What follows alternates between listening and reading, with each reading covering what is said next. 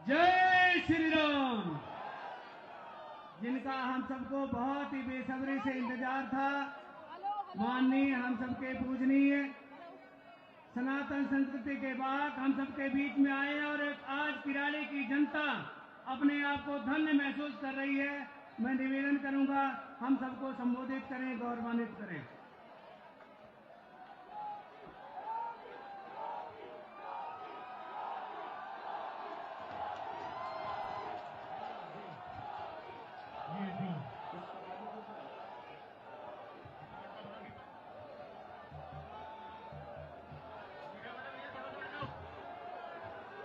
सामने से बैठ जाए, सब लोग सामने से बैठ जाए।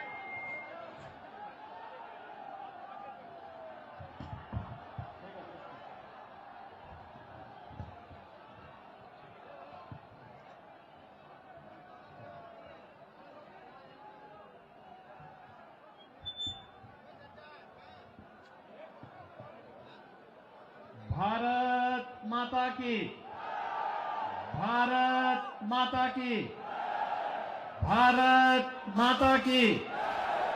वंदे वंदे वंदे। नमः पार्वती पतये हर हर। भारतीय जनता पार्टी के जिला के अध्यक्ष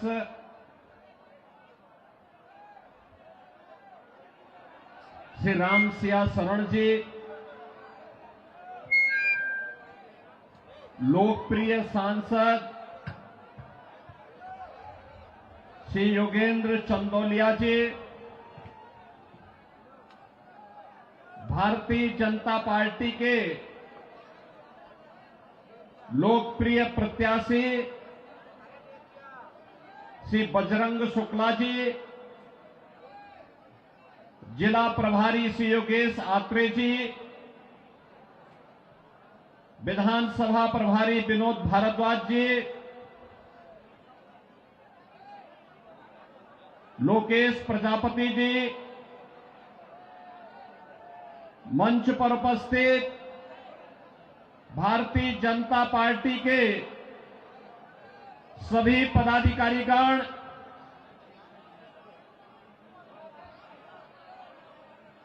किरोड़ी विधानसभा क्षेत्र से जुड़े हुए सभी उपस्थित मेरे बहनों और भाइयों,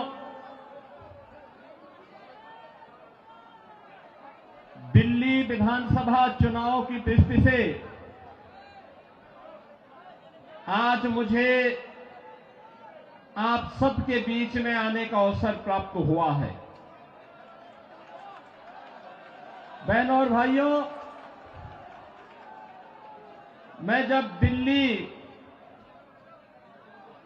विधानसभा चुनाव की दृष्टि से आया हूं तो नजदीक से मुझे यहां की सड़कों को भी देखने का अवसर प्राप्त हो रहा है। मैं कल ही रात्रि को प्रयागराज से लखनऊ आया। उत्तर प्रदेश में प्रयागराज की धरती पर इस सदी का पहला महाकुंभ का आयोजन पूरी भव्यता के साथ हो रहा है। आप अनुमान करिए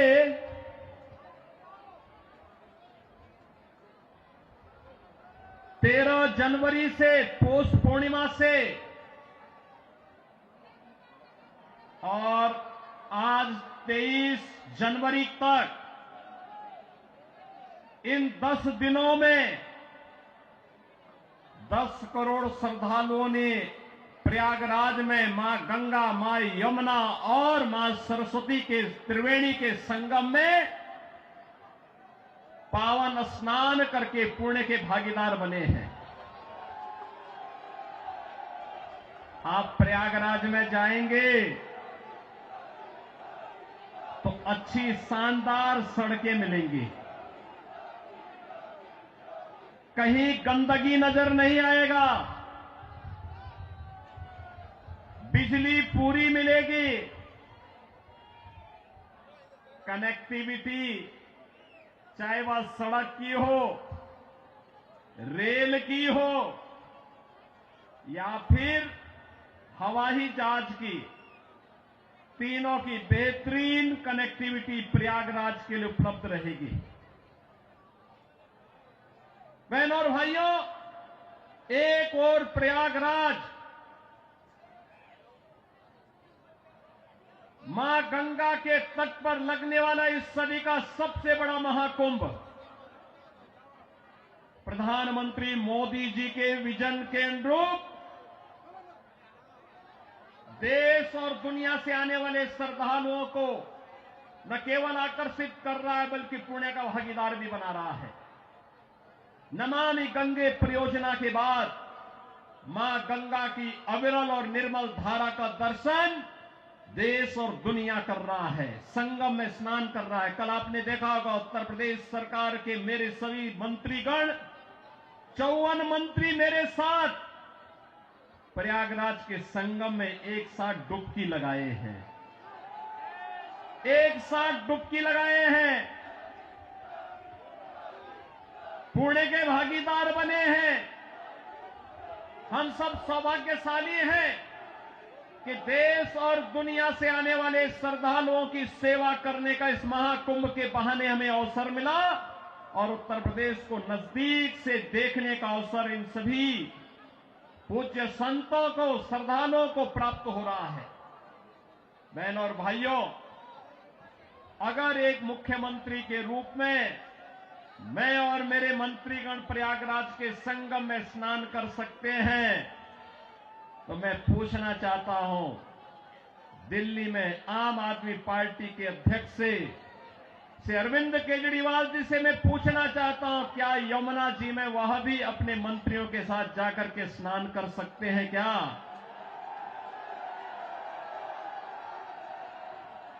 अगर उनमें नैतिक साहस है तो उनको इसका जवाब देना चाहिए। यमुना मैया को एक गंदे नाले के रूप में बदलने का अपराध क्या उन्होंने किया है कि नहीं किया है? और अगर वह व्यक्ति इस बात का अपराधी है तो फिर मुझे नहीं लगता है कि जिस जनता जनार्दन की इस अदालत में उन्हें कोई माफी दी जानी चाहिए। वो माफी के हकदार नहीं हो सकते। बहनों और भाइयों,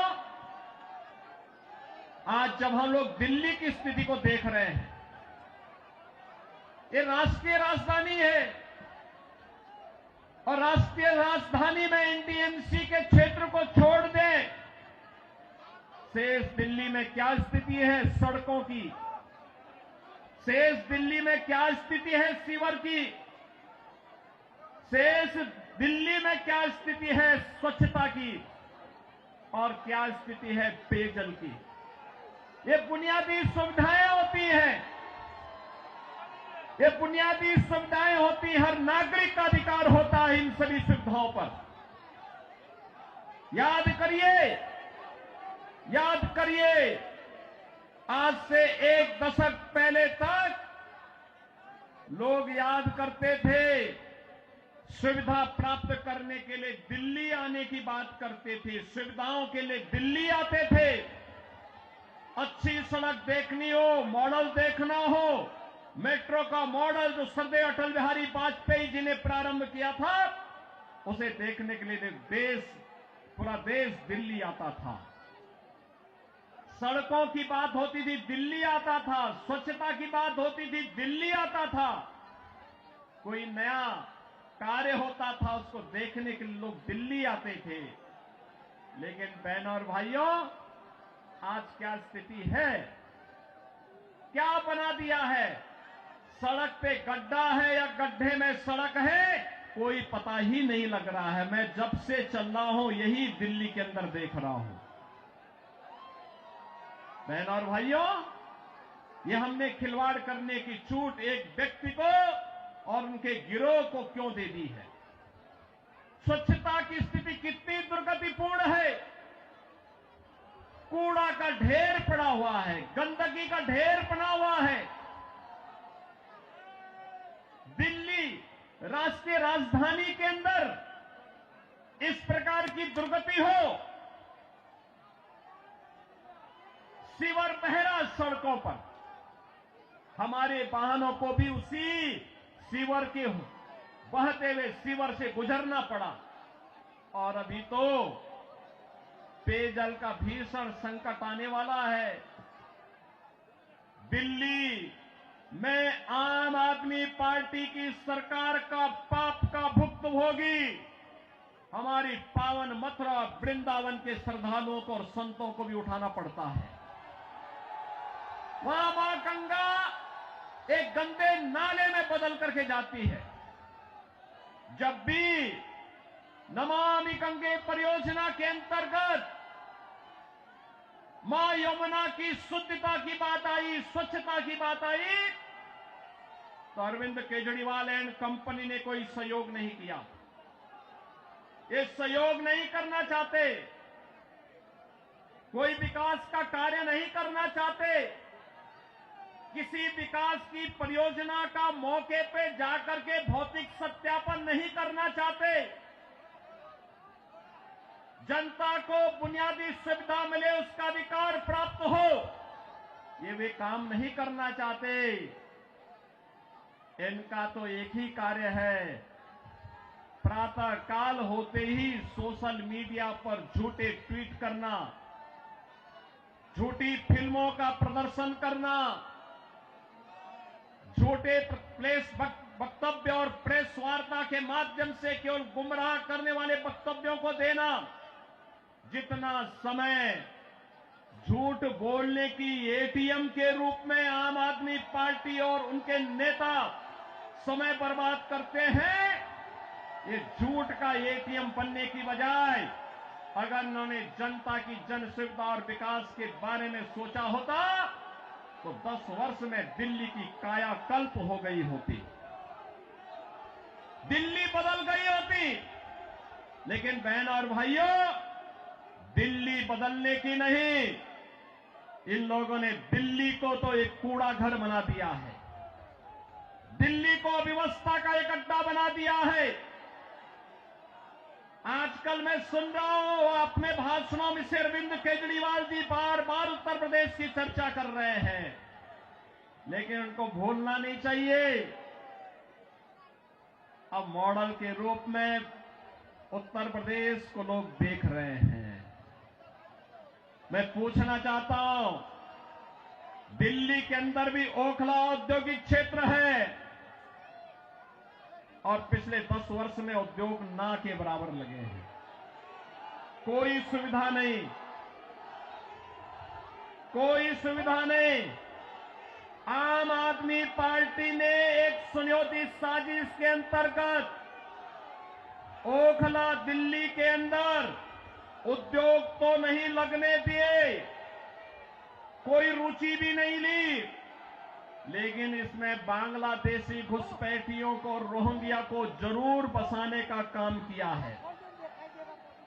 आम आदमी पार्टी के नेताओं के घर में आधार बनाने की मशीन के माध्यम से आधार बांटे जाते हैं इन बांग्लादेशी घुसपैठियों को, और दूसरी तरफ उत्तर प्रदेश में न्यू ओखला के रूप में नोएडा की तस्वीर भी आप सबके सामने है।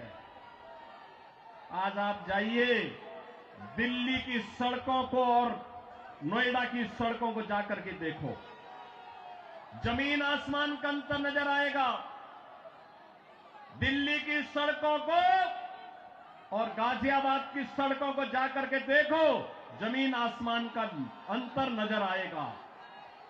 उत्तर प्रदेश के शिक्षण संस्थानों को, उत्तर प्रदेश के मेडिकल कॉलेजेस को और दिल्ली के अंदर यहां की राज्य सरकार के द्वारा चलाए जाने वाले वे जर्जर विद्यालय के भवनों को देख करके आप अंदाजा लगा सकते हैं कि बच्चों के भविष्य के साथ इनका व्यवहार क्या है। बहनों और भाइयों, एक सुनियोजित साजिश के तहत दिल्ली की जनता को तो इन्होंने जन सुविधाओं से वंचित रखा ही, साथ साथ राष्ट्रीय सुरक्षा के साथ खिलवाड़ भी इन्होंने उन अपने शरारत भरी कृत्यों से किया है। आपने देखा होगा 2020 में दिल्ली के अंदर किस तरीके से दंगे करवाए गए और आम आदमी पार्टी के पार्षद और उनके विधायकों की संलिप्तता इस पूरे षड्यंत्र में सामने आई थी। ये लगातार राष्ट्रीय सुरक्षा के साथ खिलवाड़ कर रहे हैं। स्वाभाविक रूप से जो अपने गुरु सरदेव अन्ना हजारे को धोखा दे सकता हो, वह व्यक्ति जनता को भी धोखा देने में माहिर होगा।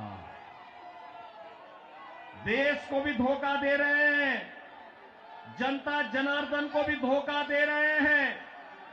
लगातार अपने वक्तव्यों के माध्यम से ऐसे ऐसे वक्तव्य जारी कर रहे हैं जिसमें अब मैं विश्वास के साथ कह सकता हूं कि दिल्ली की जनता आने वाली नहीं है। और मैं यही अनुरोध करने के लिए आया हूं। बहनों और भाइयों, मैं आपको एक बात और कहना चाहता हूं। मैं आपसे एक बात और कहना चाहता हूं। जो यहां पर आम आदमी पार्टी की सरकार और आम आदमी पार्टी जो लगातार कह रही है, ये लगातार एक बात को कह रही है कि इन्होंने यहां पर बिजली दी है। बहनों और भाइयों, एनडीएमसी का क्षेत्र जहां बिजली मिलती है 24 घंटे, वह गृह मंत्रालय और शहरी विकास मंत्रालय भारत सरकार के अंतर्गत आता है। शेष दिल्ली में पावर कट देश के किसी भी बड़े महानगर से, किसी भी नगर से ज्यादा पावर कट है। मैं कह सकता हूं उत्तर प्रदेश की आबादी 25 करोड़ की है। हर जिला मुख्यालय को 24 घंटे की बिजली आज के दिन पर हम दे रहे हैं। और बिजली का पर यूनिट दाम उत्तर प्रदेश में एक सामान्य उपभोक्ता के लिए अगर है तो यह 3 से 3.5 रुपए है, इससे ज्यादा नहीं है। दिल्ली में यही 9 से लेके 10 रुपया है। यानी उत्तर प्रदेश से 3 गुना पैसा लेते हैं, लेकिन 24 घंटे बिजली यहां पर नहीं दे पा रहे हैं। बहनों और भाइयों, मैं केवल आपसे एक बात कहना चाहता हूं। जो लोग आपके साथ खिलवाड़ कर रहे हो, आपको जन सुविधाओं से वंचित कर रहे हो, दिल्ली की पूरी तस्वीर को बदसूरत कर रहे हो, राष्ट्रीय सुरक्षा के साथ खिलवाड़ कर रहे हो, ऐसे लोगों को सत्ता में दोबारा आने का कोई अधिकार नहीं होना चाहिए। कोई अधिकार नहीं होना चाहिए। आज आपके सामने भारतीय जनता पार्टी की डबल इंजन की सरकारें आपके पास काम करती हुई अगल बगल के राज्यों में नजर आ रही है। उत्तर प्रदेश है, हरियाणा है, राजस्थान है, मध्य प्रदेश है, छत्तीसगढ़ है। इन सभी राज्यों में जाकर के देखो। मैं कल एक न्यूज पढ़ रहा था कि पंजाब की कुछ बहनें आम आदमी पार्टी के कार्यालय का घेराव की हैं, श्री अरविंद केजरीवाल के घर का घेराव की हैं और ये इस बात को लेके कही हैं कि जो वायदा किया था इन्होंने पंजाब में सरकार बनाने के पहले कि 1000 रुपया हर महिला को देंगे, ये दिया ही नहीं और वे महिलाएं इसलिए घेराव करने के लिए आई थी। इन्होंने यहां पे दिल्ली में भी घोषणा की कि मुल्ला और मौलवी को यहां पर पहले से ही ये लोग वेतन देते थे। आज दिल्ली की आर्थिक स्थिति इतनी बदहाल कर चुके हैं कि उनको भी कई महीनों का नहीं मिला और जब वहां से हो हल्ला शुरू हुआ तो इन्होंने उसको डाइल्यूट करने के लिए कहा कि हम पुजारियों को भी देंगे। बहनों और भाइयों, मैं पूछना चाहता हूं, अरविंद केजरीवाल जी से और उनकी पूरी टीम से क्या किसी मंदिर के सुंदरीकरण की कार्य योजना को उन्होंने कभी आगे बढ़ाया? कभी बढ़ाया? मॉडल देखना हो तो आइए काशी में काशी विश्वनाथ धाम को देखिए। मॉडल देखना हो अयोध्या में श्री राम जन्मभूमि पर भगवान राम के भव्य मंदिर के मॉडल को देखो। मॉडल देखना हो तो प्रयागराज में आइए। प्रयागराज में महाकुंभ के आयोजन स्थल को देखो। आस्था का सम्मान ऐसे होता है। 1000 से अधिक ऐसे विरासत से जुड़े हुए धार्मिक और आध्यात्मिक स्थलों के पुनरुद्धार और सुंदरीकरण का कार्य के लिए उत्तर प्रदेश के अंदर चल रहा है या पूरा हो चुका है। बहनों और भाइयों, यहां पर आम आदमी पार्टी आपकी भावनाओं के साथ खिलवाड़ कर रही है, लेकिन वे भत्ता देने की बात और मानदेय देने की बात करते समय भूल गए कि उन्होंने बौद्ध मठों से जुड़े हुए भंतों को छोड़ दिया है। बनते भी पाए इसकी उनको चिंता नहीं। भगवान वाल्मीकि के समय से वाल्मीकि समुदाय से जुड़े हुए तमाम हमारे संत वाल्मीकि मंदिरों में पूजा अर्चना करते हैं, उनको उन्होंने भुला दिया। उनके एजेंडे में कहीं नहीं। आम आदमी पार्टी के एजेंडे में रविदासी मंदिरों के पुजारी नहीं है। यानी आज भी इनकी तुष्टीकरण की जो पॉलिसी चली आ रही है, बांटो और राज करो की पॉलिसी चली आ रही है, वह अभी भी मानदेय और सरकारी पैसे से उस मानदेय या भत्ता देने में भी उसमें ये लोग परहेज नहीं कर पा रहे हैं। और इसीलिए तो मैं आप सबसे कहना चाहूंगा कि बहनों और भाइयों, आज प्रधानमंत्री मोदी जी के नेतृत्व में हम एक नए भारत का दर्शन कर रहे हैं। एक नया भारत। अगर हमें काशी में काशी विश्वनाथ का दर्शन कराता है तो उत्तराखंड में केदारपुरी में भगवान केदारेश्वर का भी भव्य मंदिर का पुनरुद्धार का कार्य वहां चल रहा है।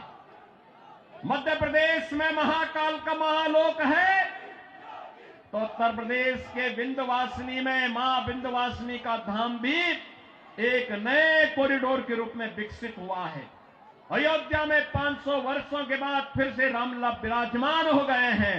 और इस अवसर पर मैं आप सबसे अपील करना चाहूंगा, यह समय है, जैसे उत्तर प्रदेश डबल इंजन सरकार का लाभ प्राप्त कर रहा है, एक साथ एक स्वर में सभी सरकारें मिल करके विकास को ध्यान में रख करके, युवाओं के भविष्य को ध्यान में रख करके, अन्नदाता किसानों के भविष्य को ध्यान में रख करके, बहन और बेटियों की सुरक्षा को ध्यान में रख करके, व्यापारियों की सुरक्षा को ध्यान में रख करके अपना कार्य कर रही है। ऐसे ही दिल्ली के अंदर भी भारतीय जनता पार्टी नेतृत्व की डबल इंजन सरकार आनी चाहिए और डबल इंजन सरकार की शुरुआत आपने कर ली है। आपने कर ली है।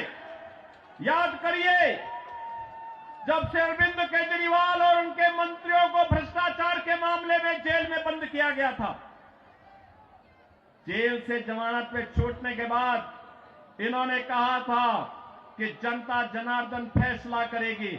अरे जनता जनार्दन ने तो लोकसभा चुनाव में फैसला कर लिया है। दिल्ली में 100% रिजल्ट प्रधानमंत्री मोदी जी के साथ रहा। चंदौलिया जी को आपने यहां से अपना सांसद चुन करके भेजा, देश की संसद में भेजा है, तो जनता जनार्दन तो अपना फैसला कर ही चुकी है। और इस विधानसभा चुनाव में भी जनता जनार्दन फैसला करने को पूरी तत्परता के साथ खड़ी है। और इसी में मैं आपसे अपील करने के लिए आया हूं कि बहनों और भाइयों, इस किराड़ी विधानसभा क्षेत्र से भारतीय जनता पार्टी ने अपने कर्मठ कार्यकर्ता को जिनका एक ही ध्येय है और वह है कि इस किराड़ी विधानसभा क्षेत्र को एक विकसित विधानसभा क्षेत्र के रूप में विकसित करना। यहां के लोकप्रिय सांसद श्री चंदोलिया जी के साथ मिलकर के अच्छी सड़कें देना, सीवर लाइन बिछाना, पेयजल की पुख्ता व्यवस्था करना, स्ट्रीट लाइट को दुरुस्त करना, साफ सफाई और स्वच्छता के मानक पर एक आदर्श विधानसभा के रूप में विकसित होना, बहन और बेटियों को सुरक्षा प्रदान करना, युवाओं के लिए रोजगार के अवसर उपलब्ध करवाना, उत्तम शिक्षा के, उत्तम स्वास्थ्य के केंद्र को बेहतरीन तरीके से, मॉडल तरीके से संचालित करने का कार्य, और इसको करने के लिए यहां पर राम भक्त बजरंग बली के रूप में बजरंग शुक्ला आपके बीच में उपस्थित हैं, भारतीय जनता पार्टी के प्रत्याशी के रूप में। मेरी आप सबसे अपील है कि डबल इंजन सरकार से ही दिल्ली की कायाकल्प होगी और डबल इंजन सरकार के प्रतिनिधि के रूप में बजरंग शुक्ला को दिल्ली विधानसभा में चुन करके भेजें। आप सब भेजेंगे? भेजेंगे? जनता जनार्दन का आशीर्वाद इस बजरंग शुक्ला को प्राप्त होगा? दोनों हाथ उठा करके अपना आशीर्वाद देकर के बोलिए। जहां तक मेरी आवाज जा रही है, ये घरों के ऊपर भी लोग बैठे हुए हैं, सभी से मेरी अपील है, जहां तक मेरी आवाज जा रही है, घर के ऊपर हो, सड़क हो, अगल बगल हो, जहां तक मेरी आवाज जा रही है, बजरंग शुक्ला को आप आशीर्वाद देंगे? दिल्ली के कूड़े से निजात पाएंगे? ये झूठ बोलने की एटीएम मशीन से मुक्ति पाएंगे? यमुना मैया की शुद्धि के अभियान में सहभागी बनेंगे? तो मेरे साथ बोलेंगे जय श्री राम, जय जय श्री राम।